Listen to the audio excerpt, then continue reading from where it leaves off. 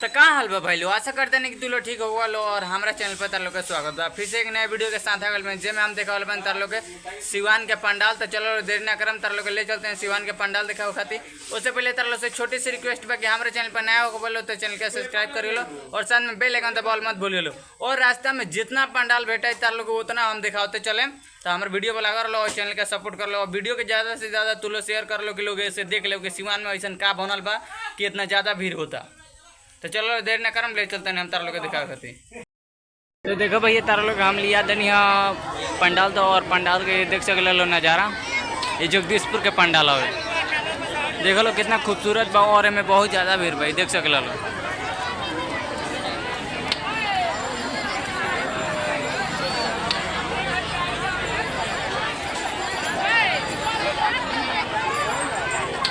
देख लो हमें कितना भीड़ बा तू लोग कमेंट करके बताइए लो।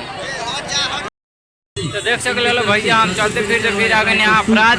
और अपराध में ही देख सकते लो कितना मस्त वाला पंडाल बनल बा। कमेंट करके बताइए लो कि इतना पंडाल में से कौन पंडाल तार लो के अच्छा लागल हवे। ये देख सकते लो पंडाल हवे, ये अपराध के पंडाल हवे। और ये अंदर के देख सकते लो मूर्ति जी के। और इस आदमी के दिन के हवे लेके अपराध वाला रोड में जौन मंदिर बनल बा वो मंदिर के दिखावे खातिर। तो देख लो कितना खूबसूरती बा ये मंदिर में। कमेंट करके बताइए तार लोग के कैसा लागल और हम अंदर के तार लोग के दिखावे ला बानी।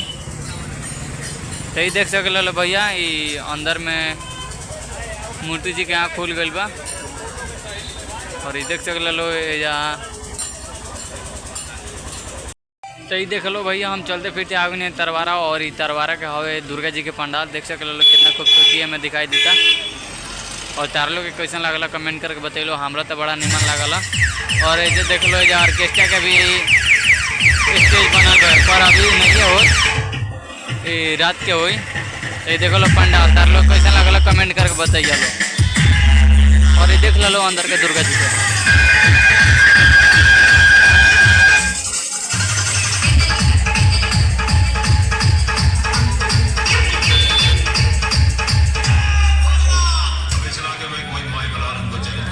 तरवारा मोड़ पर गई मंदिर हवे कितना मस्त वाला लगा था। तो तू लोग कमेंट करके बताइए कि तार लोग के कैसा लगा था। ये देख सकते लो ये तरवारा मोड़ पर गई मंदिर हवे। ये देख सकते लो हम अंदर तार लोग के दिखावे वाला बानी। ये देख सकते लो भैया अभी मुंह नहीं के खुलल पर पूजाई होते हुए मुंह खुलेगा। देख लो कितना मस्त वाला सजल बा। कमेंट करके बताइए लोग तार लोग कैसा लगल। तो चलते फिरते आ गए यहाँ फिर देवी मंदिर के पास। ये देख सकते लो ये जगह ये मंदिर हो कितना खूबसूरती बा। मंदिर में हमरा तो अच्छा लगा था तार लोग के अच्छा लगा कि नहीं कमेंट करके बताइए लो। दुर्गा जी खातिर जय माता दी जरूर लिख लो। देख लो कितना खूबसूरती हमें दिखाई देता। और भैया हम तार लोग के ले चलते नहीं अंदर के दिखावे खातिर। तो ये देख लो हम अंदर एंट्री कर चुकल बानी।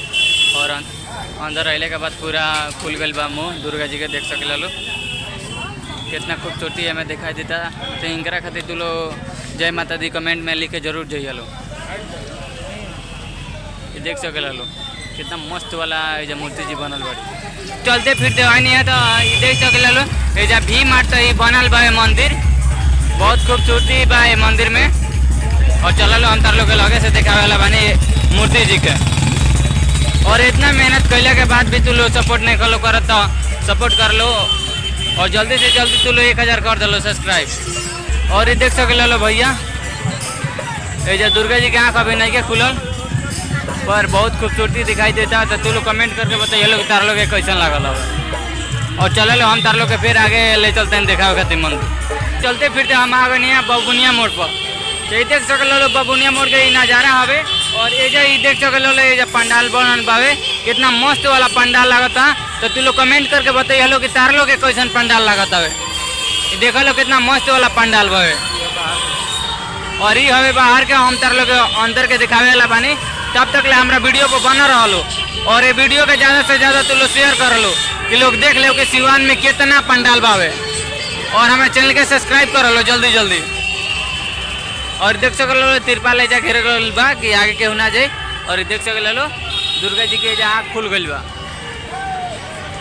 देख लो कितना मस्त वाला है दुर्गा जी बाड़ी।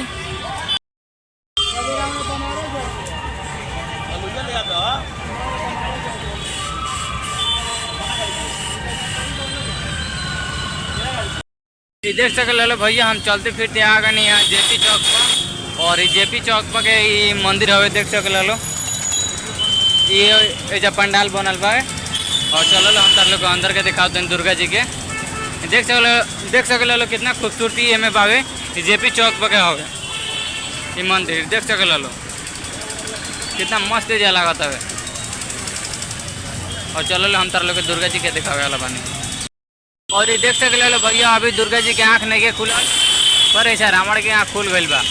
और तार लोग हमले चलते नहीं आगे दिखावे वाला बानी तार लोग फिर मंदिर। तो देख सकले लो भैया फाइनली हम पहुंच गए बानी ललित बस स्टैंड में। ये देख सकले लो हम पीछे घुमा के दिखाते हैं तार लोग। और एजा से एंट्री करे के बावे मंदिर के देखे खातिर। तो चलो जेल में काम तार लोग हम ले चलते हैं दिखावे खातिर। उससे पहले तार लोग छोटी सी रिक्वेस्ट बा कि हमारे चैनल पर नया हो बोलो तो चैनल के सब्सक्राइब करिए लो और साथ में बेल आइकन दबावल मत भूलिए लो। और हमारे संगे पूरा सिवान के भरपूर इंजॉय लो। और चलो हम देर ना काम तार लोग ले चलते हैं हम अंदर दिखावे खातिर पंडाल। और ये देख सकले लो भैया एंट्री गेट हवे ये। और देख लो हमने के में एंट्री कर चुकल बानी सो।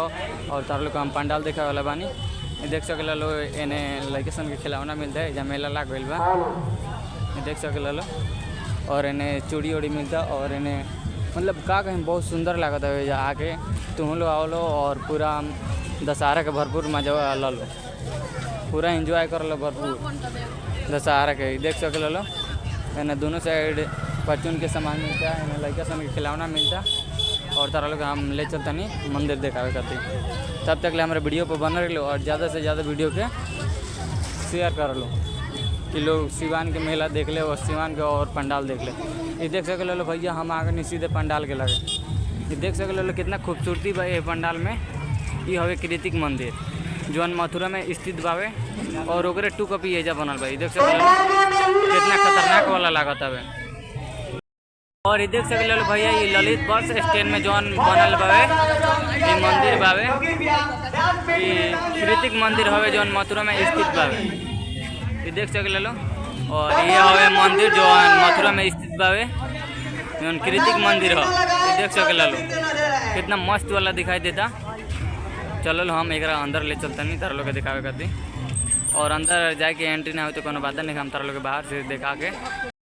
ये देख लो भैया ये सद्भावना दुर्गा पूजा समिति सेवा समिति Lalit bus stand Siwan smart tent house Lalit bus stand Siwan. देख सकले लो ये जौन लिखल बा हम तार लोग के पढ़ के सुने नहीं है। और ये देख लो कितना कारीगरी कल गई बा मंदिर में। और ये फोम के बनावल गई बा। देख सकले लो गणेश जी हवन और एक ऊपर ये कृष्ण भगवान बनावल गई गणेश। देख लो भैया एजा साउंड बावे जौन पूरा एंजॉय एजा करे खातिर रखाइल गइल बा साउंड। और ये देख सकले लो यह ललित बस स्टैंड के नज़ारा 2024 में बनल बावे कृतिक मंदिर जौन मथुरा में स्थित बावे। इस आदमी के दिन के हवे। ये देख सकले लो कितना खूबसूरती है में दिखाई देता। फोम में कितना कारीगरी कइल गइल भाई कमेंट करके तुम ही लो बताइए लो। और आओ लो फुल एंजॉय उठाओ लो। और हमारे संगे पूरा फुल एंजॉय उठाओ लो दशहरा के। हम तार लोग के गोपालगंज के दिखावे वाला बानी और छापरा का भी दिखावे वाला बानी तार लोग।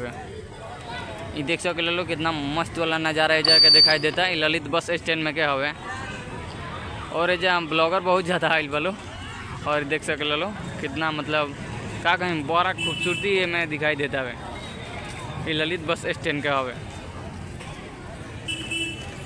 देख लो अब हम अंदर तार लोग के ले चलते नहीं अंदर के एंट्री हुई तो अंदर तार के हम घुमाएँ तार लोग के। तब तक ले हमारे वीडियो पर बना लो और चैनल का सपोर्ट कर लो। और वीडियो के ज़्यादा से ज़्यादा तुम लोग शेयर कर लो कि लोग देख लो कि ऐसा सिवान में का बनल बा कि इतना ज़्यादा हाला भइल बा। चलो हम तार लोग अंदर अब ले चलते नहीं। देख लो भैया हम तार लोग के ले चलते नहीं अंदर। और हम अंदर एंट्री कर चुके बानी। ये देख सकले लो कितना अंदर के खूबसूरती है कुछ अलग बा। ये देख सकले लो और एजा दुर्गा जी के भी आँख खुल गइल बावे और देखल एमे कितना डिजाइनिंग कइल गइल।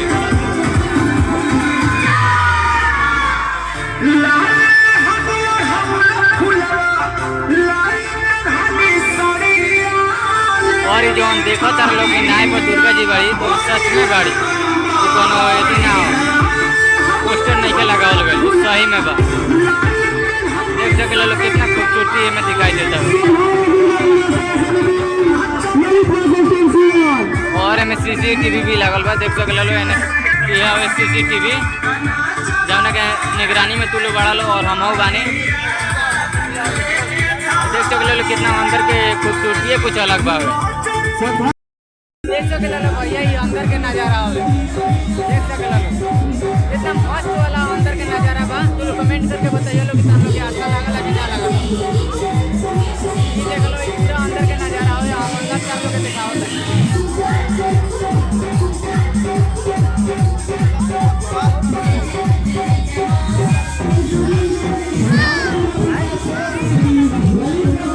और भैया जो नहीं देखो तार लोग पोस्टर ही ना है सच में दुर्गा जी है। देख सकल लोग पोस्टर बना नहीं लागल सच में दुर्गा जी बाड़ी है। और एजा 100 रुपये में देख सकल लोग और एकरा अंदर जाके एंट्री नहीं के देखो देख सकल लोग ओजा कोनाटा पर दिखाई देता ओजा लोग के भीड़ लागल बा ओजा से एंट्री होगा था। तो चलो लो अंदर लोग लगाऊं से दिखावे वाला तब तक हमने वीडियो को बना ले और चैनल का सपोर्ट कर लो सब्सक्राइब कर लो और ज़्यादा से ज़्यादा तुम लोग वीडियो के शेयर करिए लोग के लोग देख ले कि सिवान भाई सन कौन पंडाल बनल बा। और ये देख सकल लो भैया यही से कि एंट्री कइल जाता जहाँ दुर्गा जी के गेट बा। ये देख सकल लो वो पहल का जौन वीडियो देखेला रहे यही में सब तैयारी होत रहला जितना फोम के कारीगरी होत रहला सब यही में होत रहला। देख सकल लो और एजा से भैया एंट्री गेट बावे और एजा भीड़ बावे और एजा से एंट्री गेट बा दुर्गा जी के लगे जाए खातिर। और भैया ये देख लो ये एंट्री गेट है जौन दुर्गा जी जाए वाला बा पर एजा जौन बा जेंट्स के नहीं खेलो जाए दे खाली एजा लेडीज ले हो जाए लो पूजा करे खातिर जेंट्स लोग में एंट्री नहीं के। तो चलो लो हम तार लोग अंदर से ना दिखाए पहले लगे से पर हम थोड़ा सा दूर से हम तार लोग के दिखावे वाला बन। ये तारलो से जौन हम वादा कैले रहे कि 7वीं के दिन के तारलो के दिखावे वाला बने तो ये हवे 7वीं के दिन। आज हवे 7वीं के दिन 9 तारीख 10वां महीना 2024 के दिन 7वीं के दिन बावे। ये देख सकल लो और हमें एंट्री ना भइल उससे कोनो दिक्कत नहीं के पर हम तार लोग के जैसे दिखा देता है। आज हवे 7वीं के दिन और इस दीवान के कृतिक मंदिर है। देख सकल लो एकरा अंदर के नजारा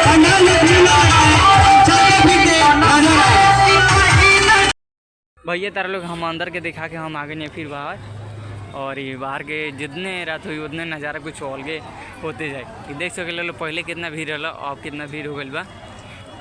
और ये ललित बस स्टैंड में बनल बावे जौना के नाम है मंदिर के नाम है कृतिक मंदिर जौन मथुरा में स्थित बावे ओकरे सेम 2 कॉपी एजा बनल बावे। और देख लो एजा भैया ये फोम के हाथी एजा बनल बिया देख सके लो।